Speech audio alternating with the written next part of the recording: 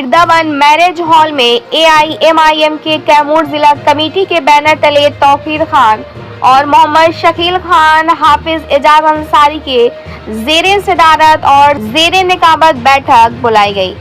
महुआ शहर जिला के बहुत सारे मानिंद और सभी मजहब के मानने वाले मौजूद थे। इस बैठक में रंजीत सिन्हा ने क्या कहा, आइए सुनते हैं उनकी जुबानी। ब्यूरो रिपोर्ट, बिहार दर्शन।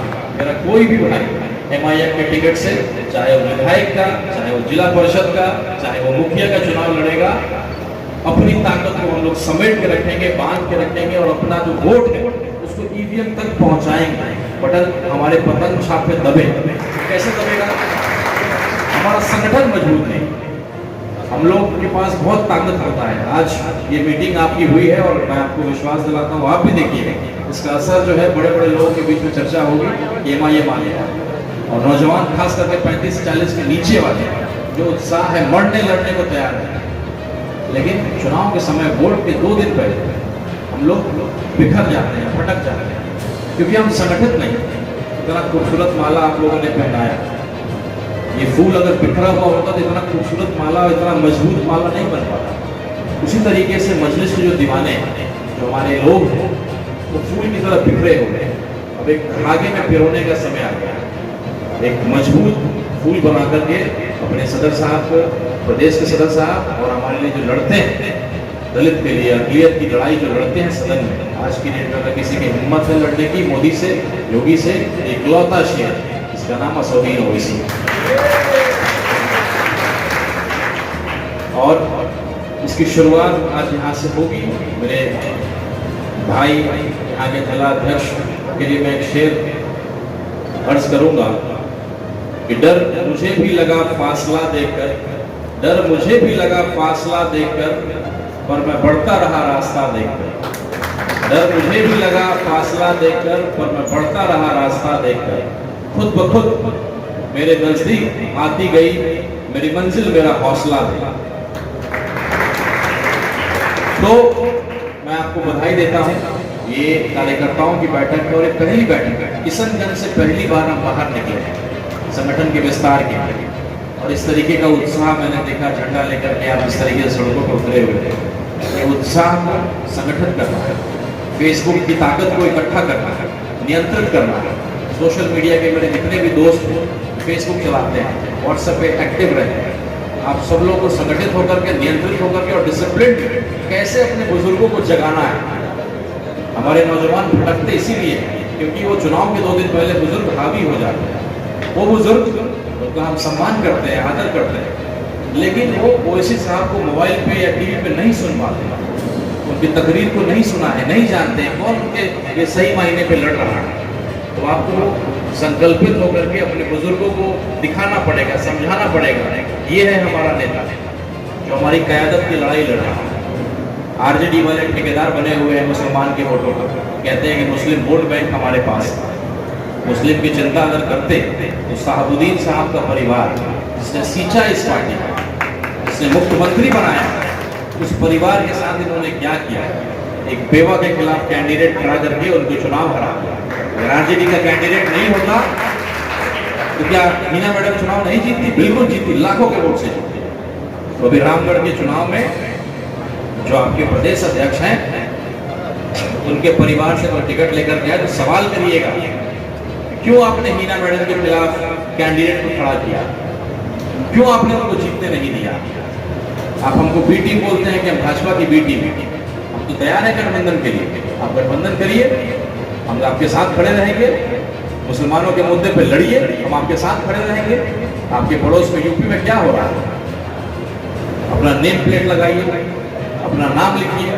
जो जहर बनपाने का ये काम ये लोग कर रहे हैं, कोरोना का वो दौर भूलेंगे हम लोग? तबलीगी जमात को लेकर इस तरीके से टीवी पे एक जहर को हम लोग के बीच फैलाया गया। तो हिंदू का बेटा जब इस बात को समझ चुका है कि आने वाला भविष्य है एमआईएम, मजलिस की ताकत क्या है। बाकी पार्टियों में कार्यकर्ता होते हैं, उन कार्यकर्ताओं को पेट्रोल देना पड़ता है, उनको खर्चा देना पड़ता है, लेकिन मजलिस में एमआईएम में कार्यकर्ता नहीं, दीवाने होते हैं।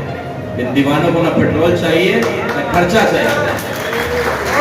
एक बार अगर मन बना लिया तो अपने लिए जो करना होगा।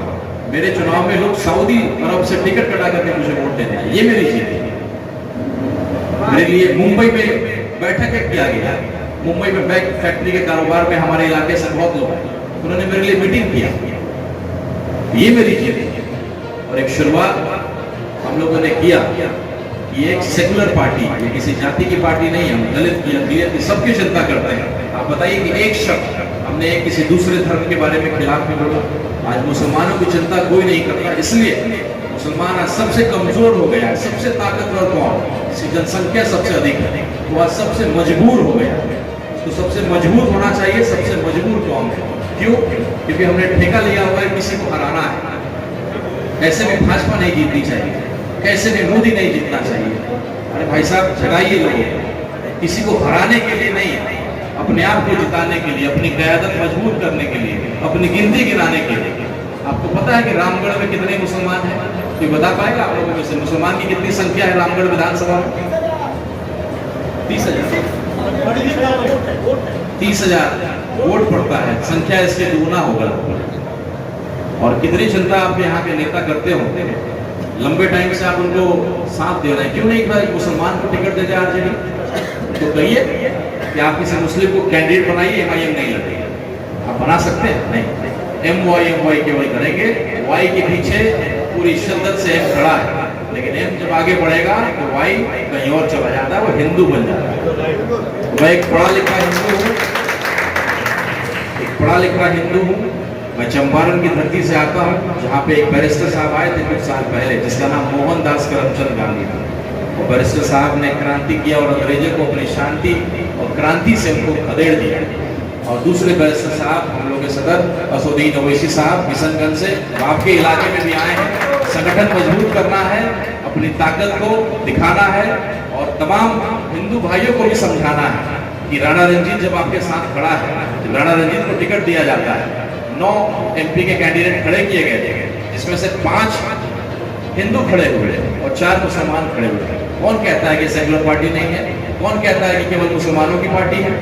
केवल मुसलमानों को टिकट देकर कब ना होगा? तो आज आपका उत्साह देख करके मुझे पूरा विश्वास है। मैं चाहता हूं कि हमारे गार्जियन, हम लोग के प्रदेश अध्यक्ष, हम लोग के गार्जियन इंजीनियर आफ्ताब साहब संगठन को लेकर के इसकी बात को करें।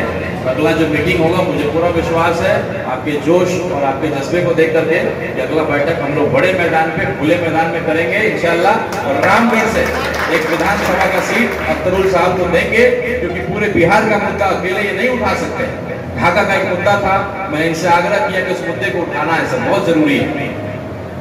अस्पताल गए, ना ऑक्सीजन था ना डॉक्टर था, उसका विरोध किया लोगों ने, तो जनता पे केस कर दिया गया, 50 लोगों को केस कर दिया, सबको जेल में ठूसा जा रहा है। हम लोगों ने आग्रह किया कि सब कुछ करिए इसके लिए, तो इन्होंने किशनगंज का मसला छोड़ करके ढाका का आवाज बुलंद किया और उसकी लड़ाई लड़ी। सदन में इन्होंने सवाल उठाया, कभी आपके कैमूर, आपके बबुआ का सवाल होगा, तो अकेले नहीं उठा सकता।